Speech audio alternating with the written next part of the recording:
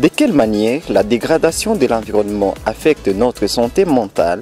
Comment faire face aux troubles mentaux dont les chocs climatiques sont les principales causes? Nous recevons Semou Sikoulimwenge Vincent, psychologue clinicien depuis Goma, à l'est de la République démocratique du Congo.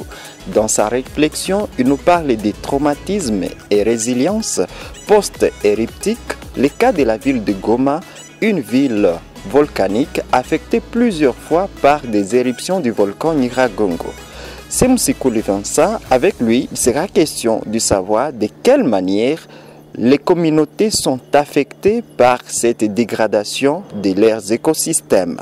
Je suis Daniel Makassi à la présentation de cet épisode de TTA Mazingira, épisode spécial consacré à la journée mondiale de la santé mentale. Bonjour, Semou Sikoulimwenge Vincent, parle-nous de cette journée. Bonjour messieurs les journalistes. Disons que chaque 10 octobre de l'année, le monde entier célèbre la journée internationale de la santé mentale. Et c'est depuis 1992 que l'Organisation mondiale de la santé a résolu de célébrer chaque année, en cette date-là, cette journée internationale de la santé mentale. Alors pour cette année, il faut dire que nous avons une thématique internationale, faire de la santé mentale et du bien-être pour tous une priorité mondiale. Au niveau mondial, on veut à ce que la santé mentale soit considérée, soit une priorité des priorités, parce qu'il faut dire que l'aspect santé mentale est négligé au monde.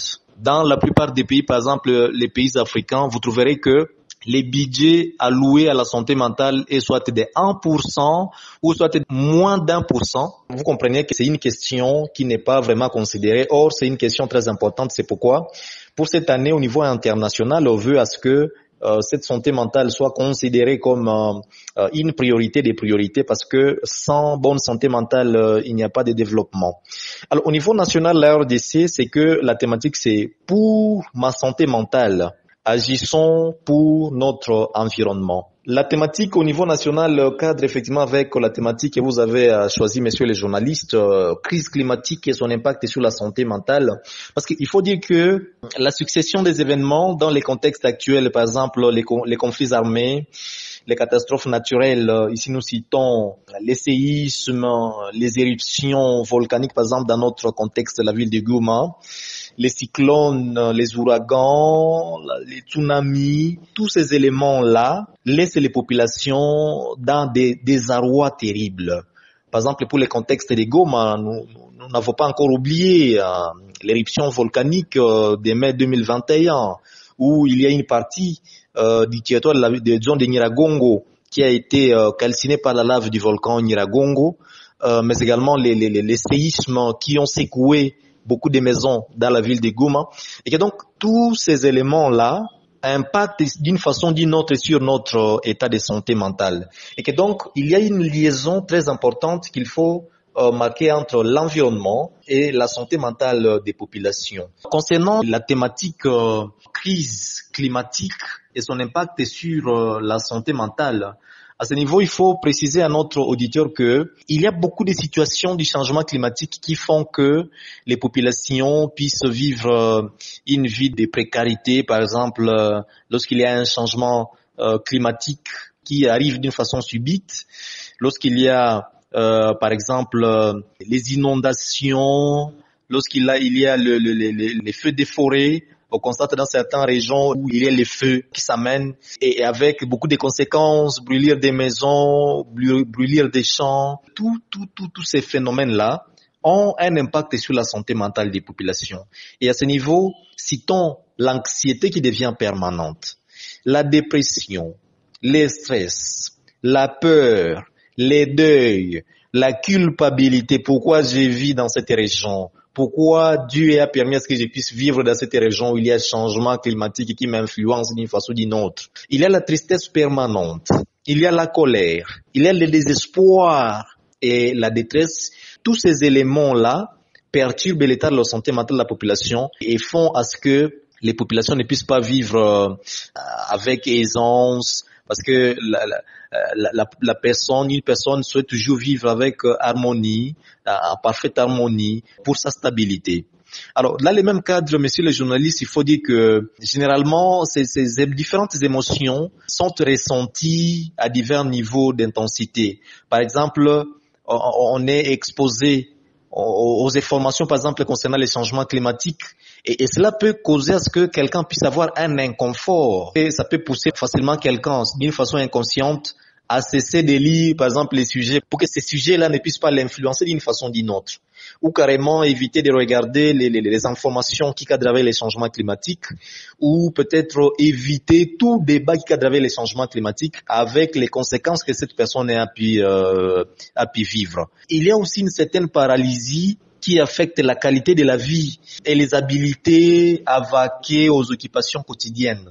Ça veut dire la personne reste dans un stress permanent, la personne reste dans un désespoir permanent, lui poussant de ne pas facilement vouloir participer dans des débats, dans des thématiques où carrément c'est développé parce qu'il s'est dit ce qu'il est en train de faire, peut-être ça sera consumé par tel ou tel autre événement. Le cas de Goma par exemple, juste après l'éruption, beaucoup de personnes qui étaient déçues par cette éruption volcanique et très déçues aussi d'investir à Goma. Heureusement que dans la ville de Goma, il faut le dire que même s'il n'y a pas encore une étude faite officiellement, mais la population de Goma est tellement résiliente parce que s'il faut passer actuellement dans la lave volcanique, là où l'éruption de 2021 a décimé, vous allez constater qu'il y a déjà beaucoup de maisons. Et dans d'autres coins, la population construit comme si rien n'était et que donc la population de Goma, il faut le dire, qu'elle est vraiment résiliente.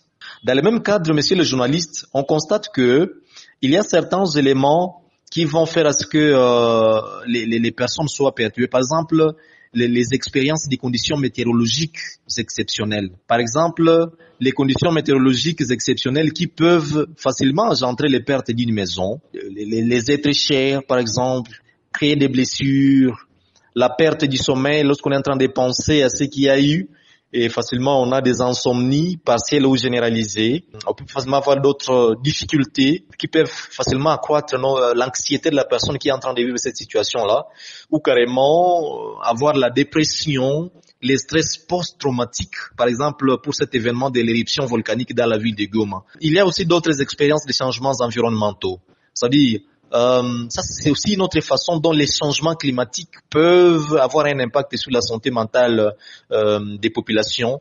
Et dans ces cas-là, on va remarquer que les changements climatiques graduels ou soudains, comme par exemple observer l'assèchement d'une rivière proche, là où facilement vous allez chercher de l'eau, mais la rivière n'existe plus là-bas. La disparition par exemple des animaux dans la région ou des changements des saisons. Vous voyez, tout ça, ça perturbe la population. Par exemple, voyez-vous, on s'attend à avoir la pluie à une période de X ou Y et on commence déjà à s'aimer. Mais pendant cette période-là, il n'y a pas de pluie. Là, vous comprenez que la population est perturbée. Ou carrément, il y a la pluie, mais pendant qu'on attend la sécheresse, il y a toujours la pluie. Donc, tout ça, ça perturbe l'état mental des populations, surtout les agriculteurs qui vont effectivement se poser beaucoup de questions. Qu'est-ce qui arrive? Parce que c'est ça leur travail principal et que donc, lorsque ça ne marche pas, les personnes là vivent une mauvaise santé mentale, mais également c'est pas seulement chez les agriculteurs, mais aussi de la part des consommateurs, parce qu'ils ne vont pas avoir les produits qu'ils pouvaient avoir pendant la période X ou Y par rapport à la saison telle qu'elle était normale. Dans ce même cadre-là, il y a la sensibilisation à l'information sur les changements climatiques qui est très importante pour nous aider, nous tous, de contribuer, de savoir que lorsque nous polluons l'environnement, lorsque nous abattons les arbres, lorsque nous faisons des choses qui ne sont pas importantes par rapport à notre environnement, nous contribuons d'une façon ou d'une autre à ces changements climatiques avec beaucoup de conséquences telles que nous venons d'évoquer quelques-unes, effectivement avec des influences terribles sur notre état de santé mentale. Alors, messieurs les journalistes, là, il faut maintenant peut-être que nous puissions parler de la façon de lutter contre ces réchauffements climatiques, de cette crise climatique avec l'incidence sur la santé mentale. À ce niveau, par exemple, nous voudrions par exemple parler de transport. Ça veut dire privilégier les transports moins polluants. Ça, c'est un moyen important. Manger moins de viande, et plus de légumes et consommer local. Réduire les déchets. Ici, nous parlons plus des déchets, les déchets qui ne sont pas facilement, c'est pas biodégradables. Donc, on doit les éviter. Lutter contre la pollution numérique, réduire la consommation d'électricité. Tout ça, c'est entre autres les éléments qui peuvent faire à ce que nous puissions essayer de garantir un bon climat avec aussi une bonne incidence sur notre état de santé mentale. Parce que, comme nous venons de le dire, il y a toujours un mariage entre le climat, qui est un facteur environnemental, avec notre état de santé mentale. Un mauvais climat va nous imposer un mauvais environnement, et ce mauvais environnement va nous imposer aussi une mauvaise santé mentale. Et que donc, faisons de la santé mentale une priorité, changeons notre environnement à les rendre sains, et cet environnement, messieurs les journalistes, permettez-moi de parler de cet environnement sur le plan global, parce que il ne s'agit pas seulement de l'environnement sur les plans écologiques, c'est pas géographique, mais c'est aussi cet environnement relationnel. Nous sommes appelés aussi à garantir un bon environnement relationnel pour que nous puissions mutuellement conserver une bonne santé mentale entre nous. Par exemple, pour les partenaires, de savoir que chacun des partenaires constitue un élément important pour booster une bonne santé mentale de son partenaire. L'employeur doit savoir qu'il constitue un élément très important pour donner pour accorder une bonne santé mentale à ses employés. Il y a beaucoup d'aspects que nous devons faire, mais par rapport à cette thématique, crise climatique et son impact sur la santé mentale, nous retenons qu'il y a vraiment beaucoup d'incidences du changement climatique, de la crise climatique sur notre état de santé mentale, et que donc nous sommes priés de mettre en application les différentes observations, les différents conseils que nous venons de donner dans cette thématique d'aujourd'hui, tout en remerciant tous les auditeurs pour leur attention, et merci à vous, Daniel Makassi. Vous venez de suivre la réflexion du psychologue clinicien Sem Vincent qui nous parlait de la Journée mondiale de la santé mentale.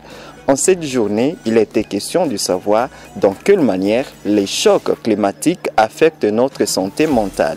Vous avez aimé cet épisode? N'hésitez pas de vous abonner à nos différents podcasts TTA Mazingira. Nous sommes disponibles sur toutes les plateformes d'écoute en ligne. Merci, j'étais Daniel Makassi. On se fixe rendez-vous pour la prochaine fois dans un autre numéro TTA Mazingira. À plus.